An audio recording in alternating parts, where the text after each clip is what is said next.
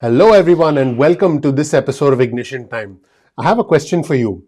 Are you aware of the delicate balance in the United States Senate? You probably know that there are 50 Democratic senators and 50 Republican senators in the United States Senate. But what you may not know is that a single Democratic senator, if he or she decides to go against the general consensus in the Democratic Party, that can stall pretty much any aspect of President Biden's future agenda. In fact, this happened in the past 48 hours. We know Senator Joe Manchin, the Democrat from West Virginia, essentially wanted more targeting of the stimulus checks. And he, along with many other senators, including Senator Kristen Sinema, the Democrat from Arizona, and other senators like Senator Angus King, the independent from Maine, were actually against the $15 minimum wage. So as you can see, a single Democratic senator or a single independent senator can essentially stall the entire Biden administration agenda going forward. In fact, Manchin was specifically asked this, and what I found really interesting was that Manchin appeared on several television networks. He's been interviewed by Axios, so he's going to be on HBO. He was interviewed by CNN. He was interviewed by Fox, and he was interviewed by other news stations as well. I'll show you a couple of clips. So he's been all over the news, essentially, I suppose, clarifying his position, justifying his position, whatever you want to call it. Let's take a look at the first segment with Joe Manchin on CNN, where Jake Tapper asked him why did he want to essentially stall the entire Democratic agenda. And this is what Manchin said. He said, all I did was try to make sure that we were targeting where the help was needed. In fact, let's hear from Senator Manchin. Let's roll the tape and hear what he had to say today on CNN. The man who this week seemed to control all of Washington, D.C., Democratic Senator Joe Manchin of West Virginia. Senator Manchin, thanks so much for joining us. So after changes that you pushed for, enhanced federal unemployment benefits now expire about a month earlier, and there's a new income cap for writing them off on your taxes. I have to say, you represent one of the lowest income states in the nation. Why were you fighting for less help for citizens during this cruel economic time? Well, Jake, first let me just say it's always good to be with you, okay? And next of all I did was try to make sure that we were targeting where the help was needed. Right now, we're getting $300 to people who are unemployed by no fault of their own. I want that to continue seamlessly. I think that basically, if you look at all the things that we've done in targeting, how we help the families, how we help their children, with child tax credits, there was so much more that we were doing. We're giving more help to individuals than ever before. 300 was seamless. It continues on through the end of August if needed. And that's what we tried to do. When we put the cap on, Chuck, we've never given. This is the first time we've ever allowed for tax deduction from your unemployment benefits. And basically, to be fair for the people out there working all the time, paying their share of taxes, that was something we were concerned about also. So we limited it to $150,000. We capped it that anybody over $150,000 could not use that offset. Anybody below it that's struggling and working, more the middle class, is able to do that. That was a fair compromise. We worked through that and got it done.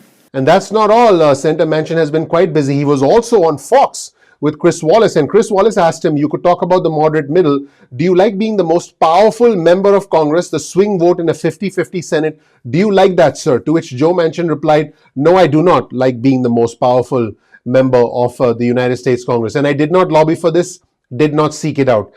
Folks, so whether we like it or not, Joe Manchin is probably the most important member of the U.S. Congress, the most important member in the Senate and the House of Representatives. Let's roll the tape and hear what he had to say about his new role of being what I call the conservative Democrat. Let's watch. You keep talking about the moderate middle. Do you like being the most powerful member of Congress, the swing vote in a 50-50 Senate? Do you like that, sir?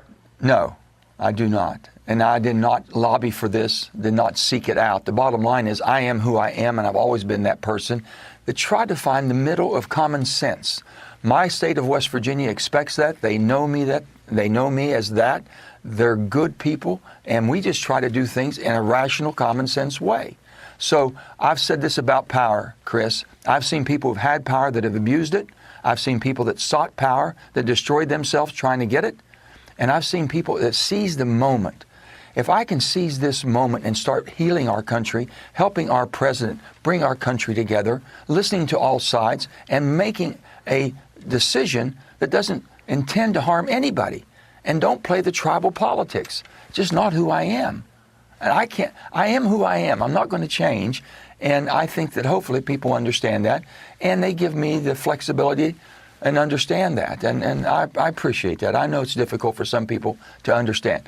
This is who I am. I'm just Joe from West Virginia. I did mention in a video earlier today that there is a likelihood that bipartisanship is actually dead. Here's a headline of a New York Times article on your screen. After stimulus victory in the Senate, reality sinks in. Bipartisanship is probably dead. Republicans are poised to block the top priorities from the Democrats, and the party line vote, which means all Democrats voted for the stimulus, all Republicans voted against, does indicate that the bridge between the two parties is too wide. And let's hope that the gridlock does not continue. In fact, Joe Manchin was specifically asked about this, and we are about to listen to his comments about trying to come together. And also, Joe Manchin chimed in on his attempts to try and bring everyone together. Folks, at this point in time, we need to try and come together, because the best ideas come when both the Democrats and the Republicans bring their heads together and then come up with the perfect amicable solution. Right now, it doesn't look like that, but let's hear Joe Manchin as he tries to justify his position and all the drama that went on in the US Senate in the past 48 hours. Let's roll the tape and hear from Senator Manchin on another network today. He's been quite busy. Let's watch. Moderate Senator Joe Manchin, a critical swing vote at the center of it all. And Senator Manchin joins me now. Senator, you brought the Senate to a standstill for 10 hours on Friday, threatened to side with Republicans, and did not budge until a call from the president and significant concessions were made. In the end, you got $300 a month instead of $400 for benefits. So in this pandemic economy, you don't think people need more money? Well, first of all, Martha, it's good to be with you, okay? And next of all, I didn't do anything intentionally whatsoever. I did everything I could to bring us together so we'd have more support and the public would get the needed help that's needed. We have so many different ways that we're helping the public with this piece of legislation. It's not that I don't think. I think that basically what would have happened, going from 300 to 400, there's going to be a glitch where people are going to go without unemployment checks for a while. 300 has kept us systematically and kept a smooth transition through there. Also, we did things with child tax credits that we've never done before, which I'm so proud of, because we're going to help families with children, lift children out of poverty. Also, Martha, this was a targeted piece of legislation. It was because people need the help, and we helped every scenario. Also, we targeted our cities, our counties, our municipalities to where they're going to be the first time having money that they're able to use and control their own destiny with infrastructure. They can fix water lines now, sewer lines, they can get internet. We've done so much, and we've extended this. This was all part of the big package, and I always try to work with my Democrat colleagues, my caucus, and my Republican friends, and there was an awful lot of input for over a last month. Senator, we know you are all about bipartisanship, but President Biden did not get a single Republican vote for a relief package in the middle of a pandemic. So at this point, doesn't bipartisanship seem like a false hope? Not at all, Martha. The first group of people that President Biden brought to the White House was 10 of my friends and colleagues, 10 Republicans, to see what their idea was. They came out with a proposal. He thought we needed to do a lot more, which that is his prerogative, and I support him with that. But with that, we had an awful lot of input from Republican friends all through this process. A lot of the changes that we made that were basically brought into this process came by working with my Republican and Democrat colleagues together. There were about 20 of us that worked continuously. So they had tremendous amount of input. They just couldn't get there at the end. And the President Biden encouraged them to be involved all the way through. He spoke to them all the way up to the end.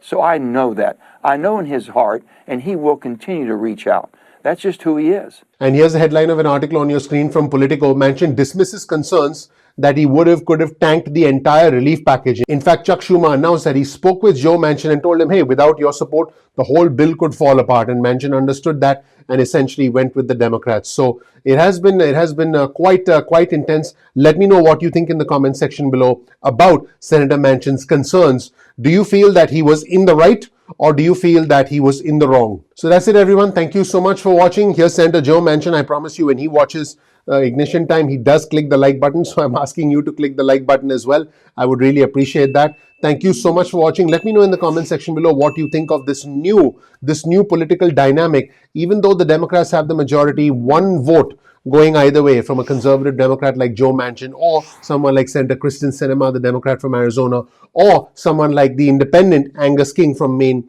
could stall the entire Biden administration agenda. Let me know what you thought of the various comments from Senator Manchin on different news networks. He's not done yet. He's going to be appearing on a few more news networks. Let me know what you think in the comment section below. But once again, as always, please click the like button. Please subscribe. Please enable notifications.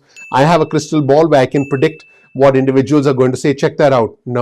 No, it's actually an imaginary crystal ball. But jokes aside, if you can subscribe to my channel, that would be amazing. That helps out the YouTube algorithm. And I promise you, I will deliver you the latest news. I'll help you understand what's going on behind the scenes of the DC Comedy Hour. So I guess this was called DC Comedy Hour Manchin episode 391, because what happens in DC is quite unbelievable at times. Sometimes truth is stranger than fiction, and that's exactly what's going on. Thank you so much for watching. I'm looking forward to seeing you in the next episode of Ignition Time. Take care. Bye.